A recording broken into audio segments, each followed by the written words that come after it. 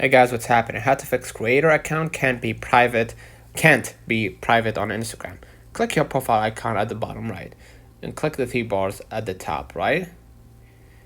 Right? I'm gonna scroll a little bit down to find account privacy.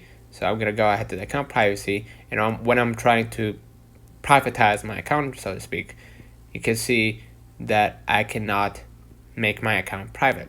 So in order to fix that, what you're gonna do, go back, right, and then go to the tools, which is the creator tools, right? So I'm gonna find it somewhere right here. Yeah, creator tools, and then scroll a little bit down, switch your account type and switch to a personal account, and then try it again, and you're gonna be able to privatize your account.